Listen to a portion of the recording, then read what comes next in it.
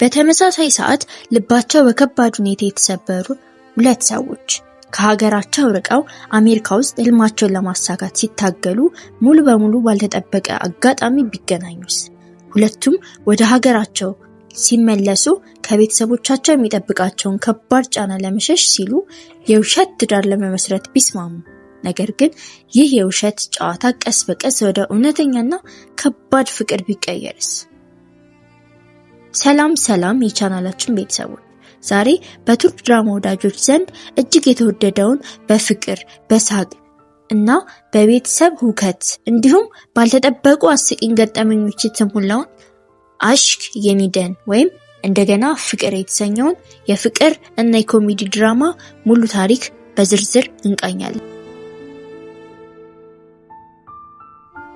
ይህ ድራማ ህይወት ምንም ያህል ተስፋ የሚያስቆርጥ ነገር ቢደግስልህም ፍቅር ሁለተኛ እድል እንደሚሰጥ የሚያሳይ ድንቅ ድራማ ነው።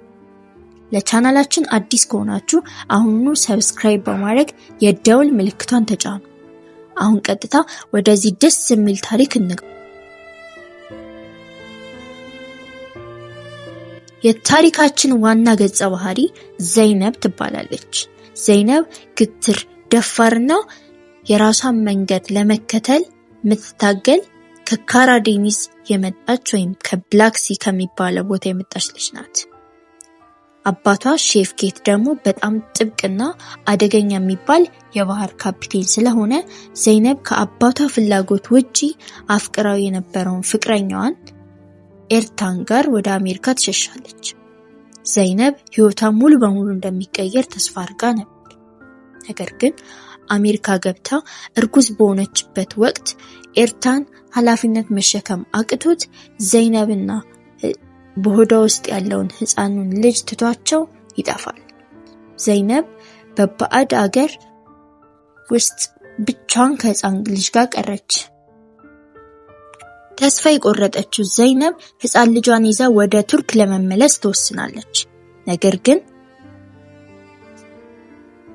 ወደ ሀገሯ ለምትመለስ ጥብቁ አባቷ ሼፍ ኬትና ቤተሰቧ እንዴት እንደሚቀበሏት በከባድ ፍርሃት ውስጥ ነበረች።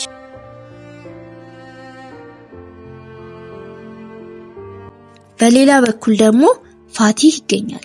ፋቲህ በጣም ሀብታምና የተከበረ ትልቅ ኩባንያ ካላቸው የኢስታንቡል ሰዎች የተወለደ ወጣት ነው።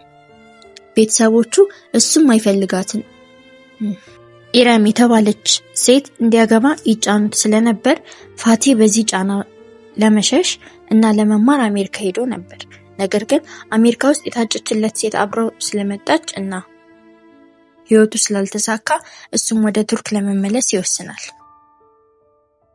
የሁለቱ መንገድ የሚገናኘው አሜሪካ ወደ ቱርክ በሚበራው አውሮፕላን ውስጥ ነው። ዘይነብ በልጇ ለቅሶ ማስቸገር እና በጭንቀት ውስጥ እያለች ፋቲህ ይረዳታል። ሁለቱም በህይወታቸው ተስፋ የቆረጡበትና ወደ ቤተሰቦቻቸው ሲመለሱ የሚጠብቃቸውን ከባድ ችግር ሲተራረኩ እና ፋቲህ አንድ አስደናቂ እቅድ ያቀርባል። እኔ አንቺ የልጅ አባት እንደሆንኩና አብረን አሜሪካ ውስጥ እንደገባን አድርገን ለቤተሰቦቻችን እንንገራቸው። በዚህ ምክንያት የኔ ቤተሰቦች እኔን ማስገደድ እቅዳቸውን ይተዋሉ። ያንቺ አባትም ቢሆን ይቀበልሻል። ዘይነብ መጀመሪያ ላይ ባትስማማም ሌላ አማራጭ ስለሌላት ይህን የውሸት ትዳር ውል ተቀብላ ከፋቲህ ጋር እጅ ለእጅ ተያይዘው ወደ ትልቁ ቤት ገቡ።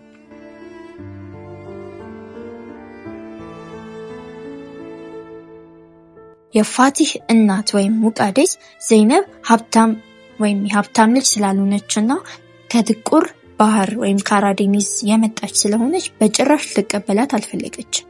ዘይነብን ከቤት ለማስወጣትና ፋቲህን ወደ ኢራን ለመመለስ በርካታ ተንኮሎችን ማዘጋጀት ጀመረች። የዘይነብ አባት ወይም ካፒቴን ሼፍ ኬት ደግሞ በጣም ቁጡና አደገኛ ሰው በመሆኑ ፋቲህ የልጁ አባት እንደሆነ ሲነግረው መጀመሪያ ላይ ሊገለው ቢፈልግም በኋላ ላይ ግን የልጅ ልጁን ወይም ሰሊምን ሲያይ ልቡ ስለተሸነፈ ውሸቱን አምኖ ፋቲህን እንደ አማች ተቀበለው። ሁለቱ ቤተሰቦች ሙሉ በሙሉ የተለያየ የባህል እና ህይወት ያላቸው ነበሩ። የፋቲህ ሀብታምና የከተማ ቤተሰቦች ሲሆን እና የዘይነብ ባህላዊና ቁጡ የጥቁር ባህር ቤተሰቦች በሚገናኙበት ወቅት የሚፈጠሩት ጠቦችና ገጠመኞች ድራማውን እጅግ አስቂኝ ያደርጉታል። ፋቲህ እና ዘይነብ ውሸታቸው እንዳይወጣ ሲሉ በአንድ ቤት ውስጥ አብረው መኖር ጀመሩ። ፋቲህ ለሕፃኑ ሰሊም እውነተኛ አባት ሆነለት። አብረው በሚያሳልፉት እያንዳንዱ ሰከንድ ውስጥ ደግሞ በፋቲህና በዘይነብ መካከል ያለው የውሸት ፍቅር ቀስ በቀስ ወደ እውነተኛ እና ጥልቅ ፍቅር ተቀየረ። ታሪኩ ወደ ከፍተኛ ውጥረት የሚሸጋገረው የዘይነብ የቀድሞ ፍቅረኛ ኤርታን በድንገት ከአሜሪካ ተመልሶ ሲመጣ ነው። ኤርታን ልጁንና ዘይነብን መልሶ ለማግኘት ሲሞክር፣ ፋቲህ ግን ሰሊምን እንደገዛ ልጁ ስለሚወደውና ዘይነብንም በግልጽ ማፍቀሩን ስለተረዳ ኤርታንን ለመጋፈጥ ተነሳ። በሌላ በኩል ደግሞ የፋቲህ እናት ሙቃዴስ እና ኤረን ተባብረው የፋቲህና የዘይነብን ትዳር ውሸት እንደነበር አወቁ። ይህንን እውነት ለካፒቴን ሼፍኬት ለማሳወቅ ያደረጉት ጥረት በቤተሰቡ ላይ ትልቅ ሁከት ፈጠረ። እውነቱ በይፋ ሲወጣ ሁለቱም ቤተሰቦች ደነገጡ። ነገር ግን ፋቲህ እና ዘይነብ ቀድሞ የነበረውን የውሸት ስምምነት ትተው በነፃነት እርስ በርስ እንደሚፈቃቀሩት ሁለቱም ተገላለጡ። ፋቲህ ዘይነብን በእውነተኛ መንገድ አገባት። የሳሊምም እውነተኛ አባት ሆኖ በሕግ ተመዘገበ። አሽክ የኒደን በፍቅር፣ በይቅርታ፣ በቤተሰብ ደስታና በሳቅ የተሞላ ሕይወት ምንም ያህል አስቸጋሪ ብትሆንም ተስፋ ካልቆረጥን ሁል ጊዜ አዲስ መንገድ እንደሚያበራ የሚያስመሰክር አስደናቂ ድራማ ነው። የዚህን ድንቅ ድራማ ቀጣይ ክፍሎች፣ የገጸ ባህሪያቱን ዝርዝር ታሪክ ወይም ሌላ ማንኛውም የቱርክ ድራማ ትንታኔ እንድንሰራላችሁ ከፈለጋችሁ ኮመንት ላይ አሁኑኑ ጻፉልን። ቪዲዮውን ከወደዳችሁት ላይክ ማድረጋችሁን፣ ለወዳጆቻችሁ ሼር ማድረጋችሁን እና ቻናሉን ሰብስክራይብ ማድረጋችሁን እንዳትረሱ። በሚቀጥለው አሪፍና አስደናቂ ታሪክ ትንታኔ እስክንገናኝ ድረስ ደህና ሁኑ።